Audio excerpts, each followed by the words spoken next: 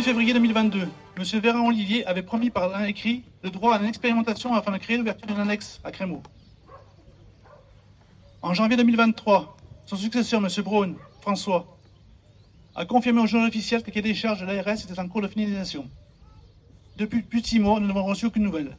Pire, les représentants de l'ARS nous ont écrit que tout était bloqué à Paris. Par cette décision, les Crémosiens habitant des villages alentours se retrouvent contraints de faire plus de 40 minutes de voiture aller-retour pour trouver des médicaments. De surcroît, alors que l'État a cofinancé la maison de santé de Crémaud. Nous pensons que cette décision, nous ne comprenons pas cette décision. L'octroi d'une licence est neutre pour les finances publiques. Ça ne coûte rien à l'État. Ce que nous vous demandons aujourd'hui, c'est de nous restituer notre licence. Voilà. J'espère qu'on s'en a entendu. Je laisse la parole du coup à Charles.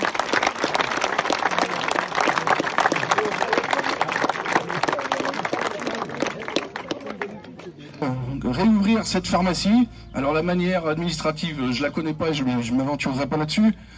Mais quand on voit la mobilisation qui est celle d'aujourd'hui, et je vous en remercie tous et je vous applaudis tous pour ça, on se rend bien compte que plus qu'un échange entre bureaux à Paris, aujourd'hui il y a une réalité d'un besoin de terrain et qu'on ne peut pas avoir cette vision mathématique de dire c'est une pharmacie pour 2500 habitants. Si on est dans une ville, on en ferme une, il reste 500 mètres pour aller à la prochaine. Sauf que quand on est à Crémaud, à Chérier, à Saint-Just ou pour des élus de Valdex, à Souternon ou ailleurs, ça marche pas comme ça, on y rajoute 15-20 minutes, 15-20 kilomètres. Donc ça, on ne peut pas avoir cette vision-là, on ne peut pas, nous, accepter cette vision-là. Donc je pense que par le mouvement qui est initié aujourd'hui, alors par notre député local, il y a eu des choses aussi qui avaient été un petit peu fait avant, mais il y a une vraie mobilisation qui a été faite grâce à, à tout son réseau, et puis surtout à toute sa volonté de faire vivre le monde rural et de le représenter du mieux possible. Aujourd'hui, vous êtes aussi nombreux, et j'en terminerai par ça, je vous remercie, bravo, et je souhaite qu'on y arrive parce que vous le méritez, nous le méritons. Merci.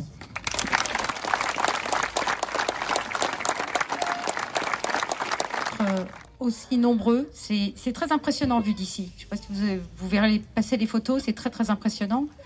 Je représente le conseil régional et son président Laurent Wauquiez. J'associe à mes propos Jean-Pierre Tête, qui est bien évidemment député, mais qui est aussi conseiller régional avec moi. Je crois qu'on a besoin de remettre un peu de cohérence et de remettre l'église au milieu du village, et elle n'est pas si loin. Quand on finance une maison de santé, alors c'est le cas de la région bien sûr, puisqu'on s'est fortement engagé avec Laurent Wauquiez dans cette voie-là. Lorsqu'on a été élu en 2016, une des premières actions qu'on a faites, c'est de doubler l'aide à l'installation des maisons de santé.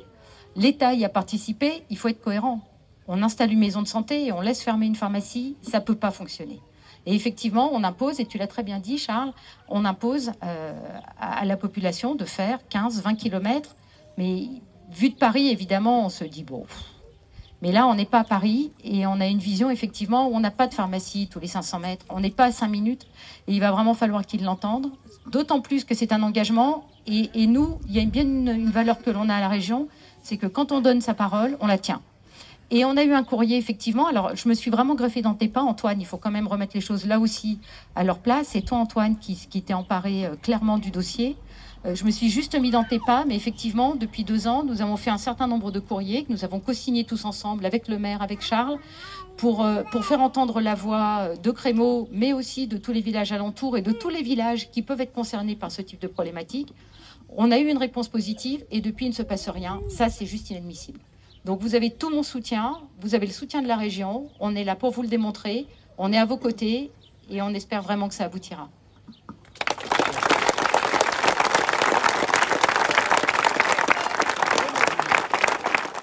Et mes 2 collègues députés, j'oserais dire malheureusement le fait n'est pas nouveau et c'est un dossier effectivement qui préoccupe et au-delà de la commune, mais je crois que la diversité des élus présents et de la population le démontre, tout un territoire et sur une situation où personne ne pourra dire que l'on n'a pas vu venir et que c'est arrivé de façon soudaine et sans avertir. Et effectivement, malgré les nombreuses interventions des uns des autres ici, malheureusement comme dans d'autres secteurs du département que je peux avoir en tête, une pharmacie qui ferme, c'est également un territoire qui souffre plus encore de la désertification médicale, parce que bien évidemment, mais ça, je crois que nous le savons toutes et tous, pour être en bonne santé, il y a besoin de 3 choses, j'aurais envie de dire. D'abord des médecins, du personnel paramédical et bien évidemment une pharmacie pour pouvoir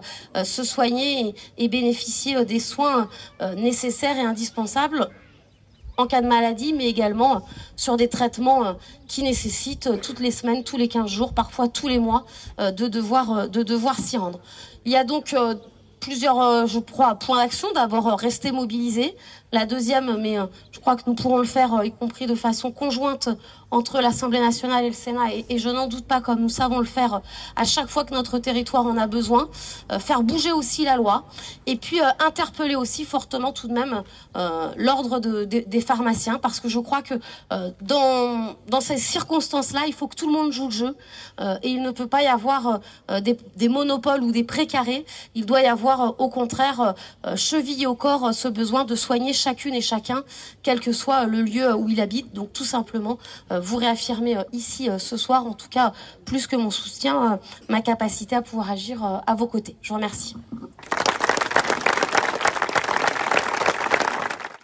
Aussi nombreux présents ce soir à nos côtés. Merci aussi à tous les élus présents, quelle que soit leur étiquette politique, d'être parmi nous. Je tiens à excuser Huguette Burelier qui malheureusement ne peut pas être avec nous ce soir, et c'est avec grand regret parce que vous savez à quel point elle est attachée à ce territoire et en particulier à la commune de Crémaux. Et à saluer aussi mon collègue Jean-Pierre Tête, député de la Loire, qui est limitrophe et qui est aussi concerné sur une partie de sa circonscription par cette fermeture de pharmacie. Le rendez-vous de ce soir, c'est un peu le rendez-vous de la dernière chance. On ne vous cache pas que ça n'a pas été de gaieté de cœur de vouloir organiser ce rassemblement, même si ça se fait dans un cadre convivial et sous le soleil. Et en plus, je crois que, comme à Crémaux, on le sait bien le faire avec un petit verre de l'amitié qui nous réunira, comme on sait à chaque fois le faire quand on se réunit. Mais c'était le rendez-vous de la dernière chance, pour une raison simple, c'est que tout ce qu'on a pu faire jusqu'à présent n'a pas fonctionné. Et je le dis avec beaucoup d'humilité, c'est que dès le départ, moi j'ai pensé que seule notre unité pouvait faire en sorte de solutionner le problème. Et c'est la raison pour laquelle on a fait un courrier, il y a plus de 1 an et demi, à Olivier Véran, avec la mairie, la communauté de communes, le département, la région, l'ensemble des élus locaux, à la destination d'Olivier Véran. Ça a fonctionné puisqu'on a reçu une réponse, alors que d'habitude ils ne nous répondent même pas. Et dans cette réponse, Olivier Véran, qui était ministre de la Santé, nous a donné le droit à une dérogation pour rouvrir la pharmacie de Crémaux. À la suite de ce courrier, on a pensé que les choses allaient s'arranger et que progressivement ça allait se mettre en place. Quand j'ai été élu député, dès l'automne, on se rendait compte qu'on n'avait pas de retour et que rien ne bougeait. Pire même, qu'on nous disait que ce courrier finalement il pourrait être remis en cause. Et donc j'ai déposé une question écrite à l'Assemblée nationale qui est publiée au journal officiel. Et cette question, elle interrogeait le successeur d'Olivier Véran, François Braun. Ce dernier a mis 3 mois pour me répondre. Publié au journal officiel, donc réponse publique qui engage le gouvernement, dans laquelle il nous annonce en janvier, et ce que j'avais dit au vœu à Crémaux, que c'était en cours de finalisation. Alors certains d'entre vous m'avaient dit, ça veut dire quoi en cours de finalisation?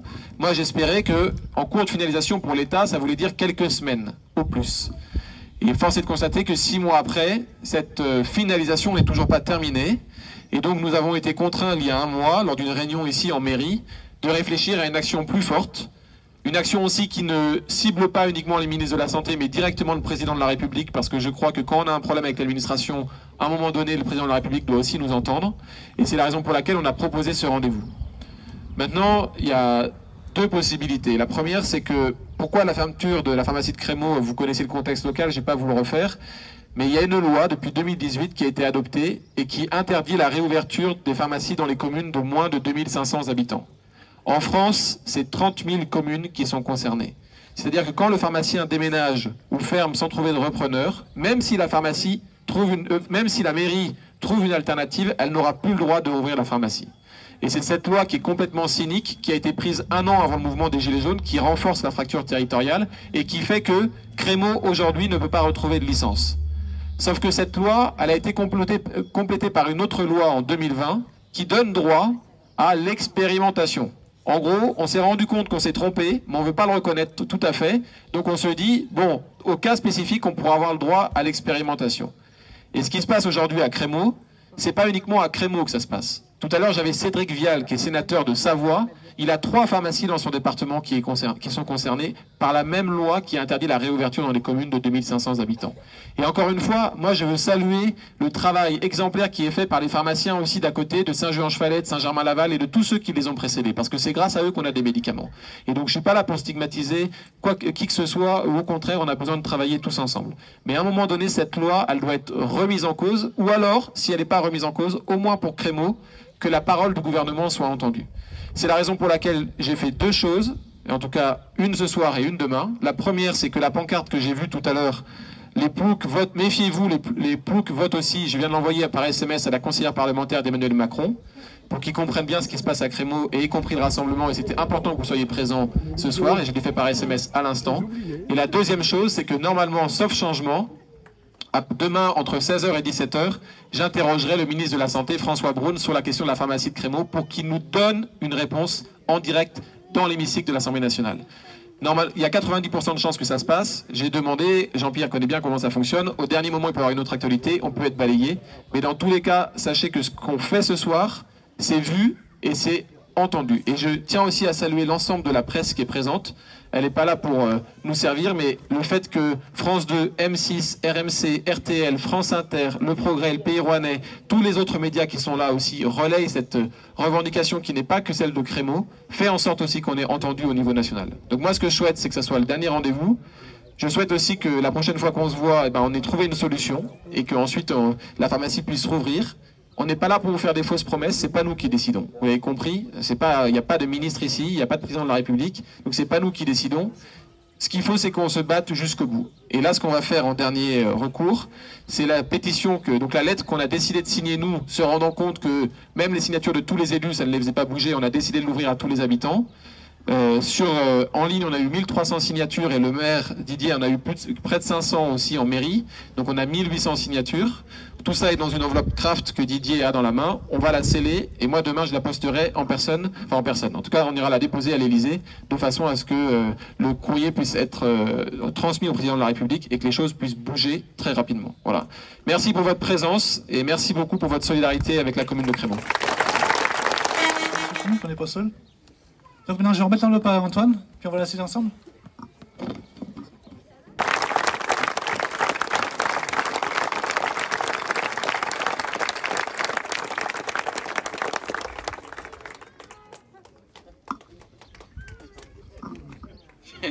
Je ne sais pas si certains y verront un clin d'œil, mais c'est souvent à moi que ça revient, ça. On vous invite tous sous le Barnum pour partager le verre de l'amitié. Ceux qui me connaissent rigolent déjà.